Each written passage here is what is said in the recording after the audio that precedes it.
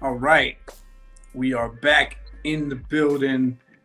This is A RAP CRITIC. I am Malik 16. And no, I don't have wires keeping my hat on the side like this. It just happens. And Just I'm still here with my very special guest, Harlem Honey 77. If you're following on social media, that is at Harlem yes. 77. Harlem Honey 77 to you if you're Yes. nasty. Amen. Amen. Okay. Hopefully you all watched video 1 of episode 3 where we were Yes. talking about the album itself. The album we are talking about is Hot, Cool, and Vicious by Salt-N-Pepa, which is the debut, 1986 debut from this iconic group. And we are asking the question of how classic is this classic? And we ain't gonna waste your time. We're gonna jump right into category 2, which is the performance on this album. And that, of course, has 10 dimensions. The first dimension that we're going to talk about is dimension 1, personality and charisma. So, Kay, just from the album alone, how much personality do you feel like these young ladies put across in their songs? You felt that they lived, to me, every word they said. Certain words that Pepper and Salt said, you felt. Mm-hmm. It was like, oh, that's how you feel? Right. Oh, okay. Let me back it up a taste. Mm-hmm. It was true school. It wasn't cute. It wasn't dainty. It was in your face.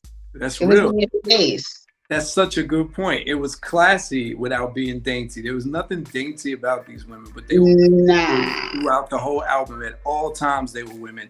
I don't even think there was maybe 2 curse words on this album, but that's also the era that we were in. Now, something that you did mention in video 1 is the art of being able to own lyrics even if you didn't write them. Now, 2 Harlemites here. You got 2 Harlemites here. We're going to throw one of our own under the bus. Diddy is a great example of someone who is not good at doing that. No matter who has written throughout his many attempts at being in front of the microphone, Diddy just cannot bring those words to life the way that somebody who is seasoned. And so we don't talk about this enough in hip hop. There is an art to taking words that you did not write and performing them as if you believe every fiber of them. So we got to give Lil Kim, we got to give Bow Wow, we got to give Drake, we got to give Queen Latifah all their props for being over the years living those words that they didn't write. Latifah will rip you to shreds with rhymes that Apache wrote. You know what I mean? Bow Wow added so much charm to these words that T.I. and the Brat wrote for him, and you know, Drake, whoever has written for him in the past, and you know, Salt-N-Pepa, no exception. On this album, you believe for every second that these are the words of a New York woman in the 80s going through the dating struggle, going through the MC, you know, rites of passage, and going to battle hardcore. In the lunchroom, right, in the cafeteria. Right. I'm battling anybody who won it. Right? That was a fail. That was a fail.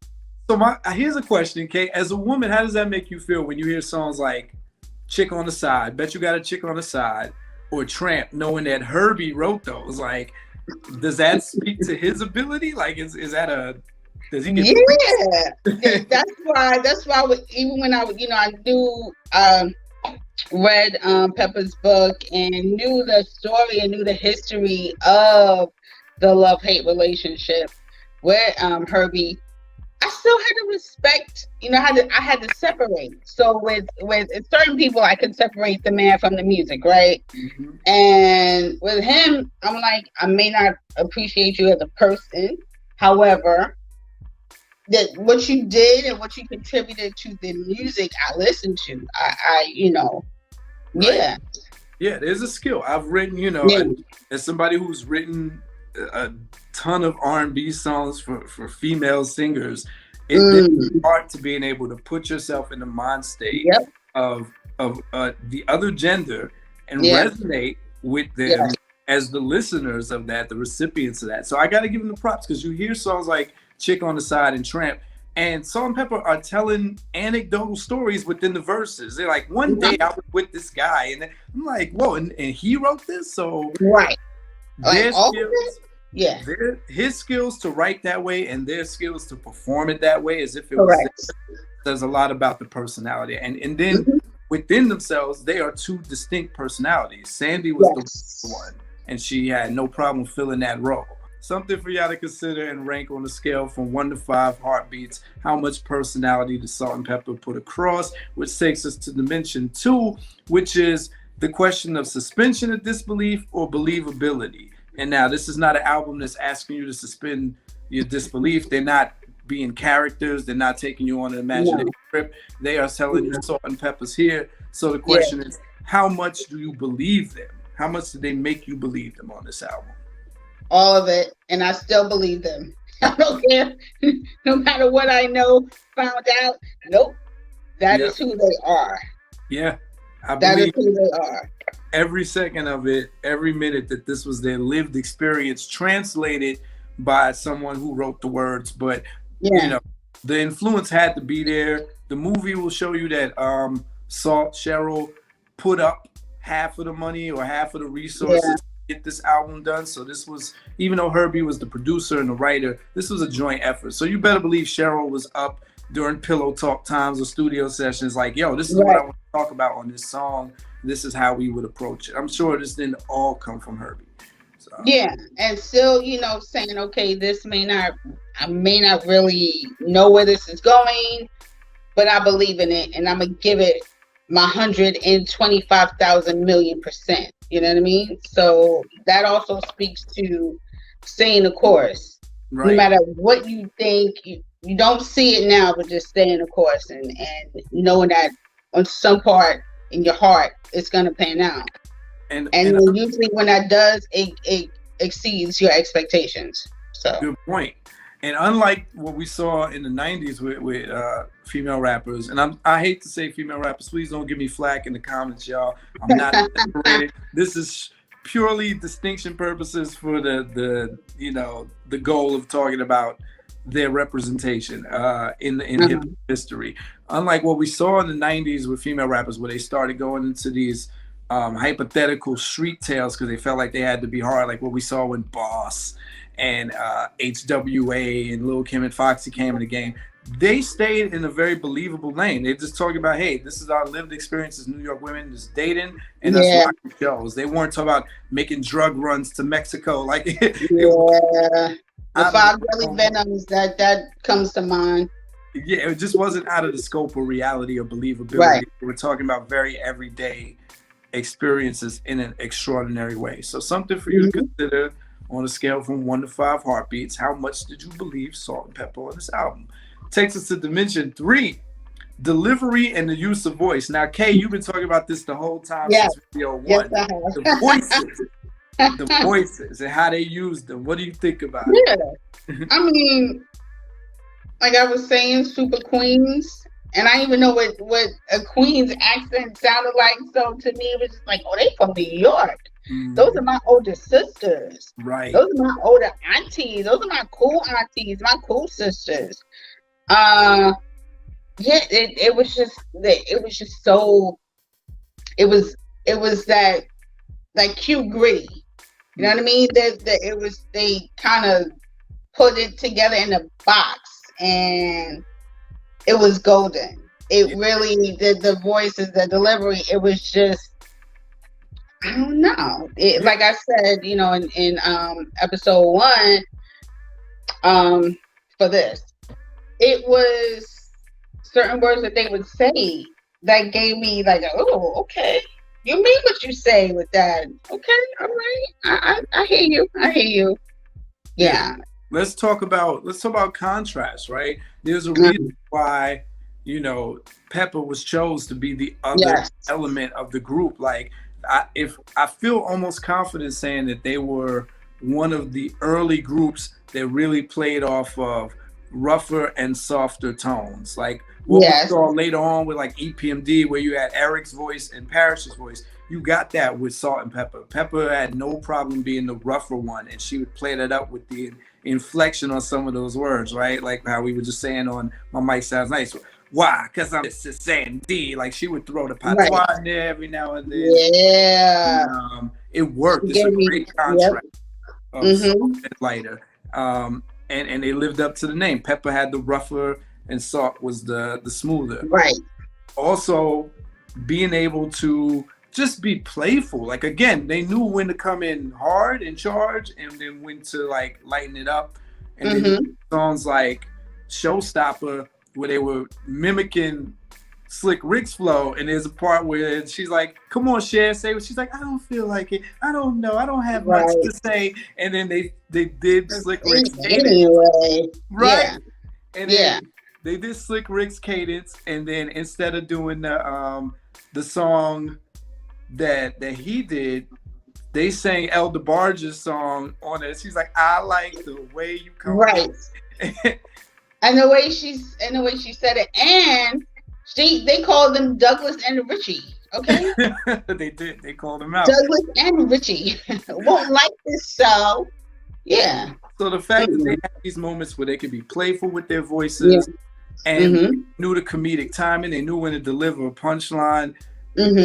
It's just great. They were masterful. I don't know if it was like a boot camp in those studios, but whatever the end product was, you could tell they got real comfortable with what they were saying. And something for y'all to consider on the scale from 1 to 5 heartbeats. That takes us to Flow. Dimension 4 flows on this album. You get something like, It's Alright, which we said was a slow flow, so they approached the beat slower. Like, again, Run DMC kind of pattern. But then again, you got Pepper throwing the patois in there. And it's something faster, like Bet You Got a Chick on the Side and I'll Take Your Man. They were like ripping through those tracks. And so when we talk about flow, again, got to give Herbie his props for the timing and structuring of those verses of when Salt says a word, when Pepper says a word. This was real popular back in the 80s. I almost missed this. I wish more rappers did this back and forth relay kind of thing, because that is a very skillful thing. You get people that were just so good at it, like Smith and Wesson. I think Smith and Wesson might be maybe like Smooth the Hustler and his brother, but like the Gambler, being able to weave in and out, and people say Styles and Jadakiss, they might be the last ones who do that, where it's like your go, my go, and come in right at the right time with the right matching of tones. They do a lot of that. They master that on the song I Desire, which is one of my favorites. Yes. Their back and forth game on I Desire is just great structuring. Agreed. Yeah. Something to consider on a scale from 1 to 5 heartbeats when we're talking about Dimension 4, which is flow. I think they're doing different flows for that era and doing very popular flows for that era. So a good mix of new and familiar. Takes us to Dimension 5, wordplay and bar intent. Well, go ahead. I want to say it fit, the wordplay fit the times, right? You weren't really getting, lyrical miracle. You wasn't really getting those. But there's songs where they go in a little bit more clever. Bet You Got a Chick on the Side. They got some tongue-in-cheek lines in that. Yeah, true. Showstoppers in particular, which we'll talk about more in the next dimension, plenty of quips and witty lines. And then I think something Herbie does, which was popular in the 80s, but I think Salt-N-Pepa probably did this more than anyone else, this layover or remainder kind of thing. It reminds me of almost like the hand games the girls in the hood used to play with, like where you're about to say a curse word and you go into another sentence. Because I think on My Mic Sounds Nice, she says, son, you can kiss my ass, me no questions, I tell you no lies. Yes. So they do a lot of those carryover sentences where it's like, like, I don't know, I'm gonna put up some examples as we talk about it, but like the last word of a sentence begins the next word of another, before and after. a lot of that. Yeah. No, makes sense. That's true. So something for y'all on a scale from 1 to 5 heartbeats, that good old 1986 wordplay. And that takes us to dimension 6, which is the punchlines and quotability. So some rappers have this poetic wisdom, this conventional wisdom, where they're not really hitting you with tricky, slicky rhymes, but they're saying things that you could put in a meme, you could live forever by, right? And then you do have those rappers who are doing the tricky, dippy lines, clever, like ooh every line, because there's I think you get a little bit of both on this album. I think there's some lines that they say about men that you can put on a meme right now. Yes. Yeah. So for example, I'll take your man. I think it was Peppa who was like, you can call me a crook, a robber, a thief, and that's when that line came up. But I'll be a butcher if you got beef. Exactly. Right? And that's the line. And man, there's some lines they say on that song where, again, we talked about before what they're actually saying within that song. Is, look, I don't want to do this, but I can do this if you keep acting up. I'll take him. And Tramp, there's plenty of one-liners where they're just talking about it. What does she say? She's like, if you tell the truth, if you don't make me have to show and prove. Like, they go in on the men. Like, look, most of your minds are on sex. So, like I said, I'll have some quotes going across the screen as we go, because there are lines that I would happily put on a meme today. And when we talk about showstoppers in particular, that's where they get the wittiest. You get the most zings and little one-liners. So as you mentioned, they call them Douglas and Richie. Yes. Yes. And and how they just how from that song, I was like, oh, if I was Dougie and Slay, like, word? Right, because she did the whole Roxanne Shante thing where she was like, Slick Rick tried to talk with her, and she's like, was he cute? She's like, no, he was skinny and ugly. Instead of polo, he wore boots. Yes. Come on. The guy wearing Bally's tried to come up to me, like, they were going in. So the punchline and the quote game, it exists on this album. For 1986, that is pretty damn impressive. For a debut album, too, by two unknowns, they were coming in with some bars. So for sure. Something for y'all to consider on a scale from 1 to 5 heartbeats. That takes us to dimension 7. The question of concepts, conceptualization. Were there any concepts on this album? I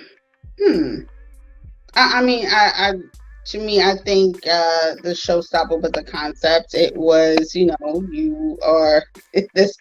I hope this hits. Yeah. And I hope I get the effect that I want, which is, I need you to hear me, and I need you to feel something. And it did. It did. But I think they as a collective overall, it truly spoke to who they were. They were the roundaway girls that, could be in the hood, but if need be, they could take it to, Fifth Ave and do what they do. Yeah, there were definitely concepts. You had, I like what you said. Showstop was definitely a loose concept of, I'm going to take your show thing and I'm going to stop your show with my own show. And then you get direct concepts like Beauty and the Beast. I was really in amazement listening to that, as a grown-up, because I'm like, oh, this is a metaphor of how nice they are on the mic. They make love, they are in love with the song, with the beat. Right. And the beat is so raw, which it was, because that's such a, just like I said, open sample waiting to be used, and they were the first to really kill it. And they are the beauty element, and that's what they represent to hip hop. Like, I was like, oh, it's a metaphor. They killed it. And they make it clear in the album. So it's what we call a long metaphor, conceit. And they're one of the first to do that. So you got songs like that that are direct concepts. And like I said, I'll Take Your Man. and and Tramp. I think those are conceptual too, because it's like this is what can happen. Here's our observation on things. Here are the perspectives that we are bringing to you. So, 9-song album. They got about 3 or 4 solid concepts on it. Not bad. Yeah, for sure. Something for y'all to consider on a scale from 1 to 5 heartbeats. That takes us to dimension 8 and 9. The content. We got the externalized content, which is going to be how much do they talk about outside of themselves? The environment, things they see, social issues, politics, anything going on around them. And then internalized is how much of themselves did they give? Were they talking about their lives, their feelings? Were you getting any of that? Good question. I think in the later, I mean, of course, Tramp is talking about a certain type of dude, and they're talking about a certain type of female, and I'll take your man, but I think in later albums is when they really got on there, express yourself and heaven and hell. What a man kind of deal, let me show my appreciation. I think this album was just, we coming in the door and you take it or leave it. I'm not trying to really, I'm trying to show and prove. Yeah. And really, I don't think, especially with Herbie at the helm, trying to, be all, pro-black or that. A lot of that stuff came, I felt, later on. You had those groups that were doing that. That was, peace to the gods and the earth, all of that. But then, no. Yeah, Latifah was really the first female rapper to come and bring that with her. Yeah, and that was what, 88, 89? Dance to the Music, All Hail the Queen? Yeah. So I think you hit it on the nose. I think Tramp is about as much social commentary as you're going to get on this album, which is still, again, a voice that wasn't heard in hip hop up to that point. So it's important to the history and the culture. There's some content there, something for y'all to rank in both dimensions, 8 and 9 on a scale from 1 to 5 heartbeats. And storytelling, I say this used to be the rule back in the day. They're like, you're not a good rapper if you can't tell a good story. That is true. I believe them. As I said before, I believed every word they said. Just from the delivery and how you can feel. You felt what they were saying in the lyrics, right? It was believable. And I'm gonna go back and listen tomorrow morning on my way into work, and just make sure I reintroduce myself to the love of them, to Salt-N-Pepa, because they set the bar. Even though there's no full story song on this album, and you don't expect rappers to have a whole story song, no, because they're not slick, but they have so many storytelling verses on this album. So Showstoppers has that whole story of he coming up to her and her dissing him, and then I'll Take Your Man.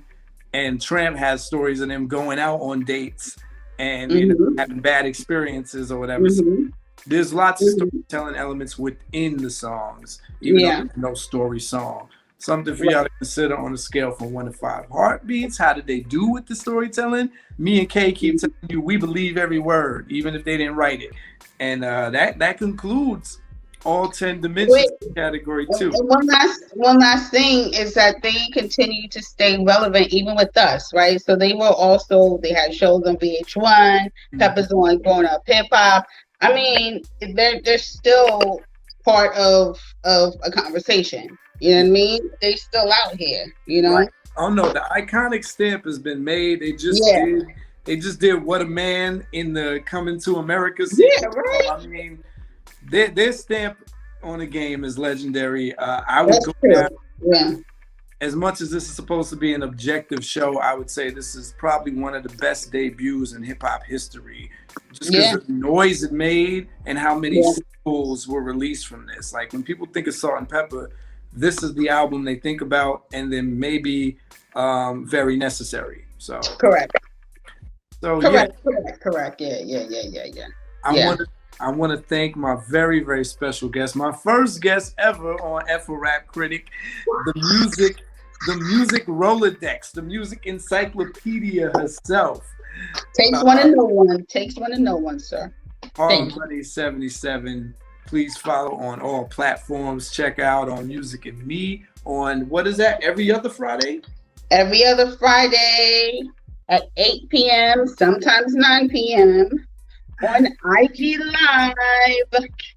All right. Mary, like and subscribe, follow her page, and make sure you like and subscribe to this channel too, because we're still building this global hip hop community so we can get these rankings and ratings. I'm gonna get Kay's rankings offline when she's done tallying everything up, and we're gonna get her score. We're gonna come back and show what her score was for this album and how classic was this classic. And then of course I'll share my scores too. This is how we're wrapping up Women's History Month. I couldn't think of a better way, better album, and a better guest. Thank you, Kay. Quite welcome. Love always. Y'all know always. Till then, A RAP Critic. They talk about it while I live it. I mean, your degrees of your levels of how you're rating these albums and wordplay. It's dope, brother.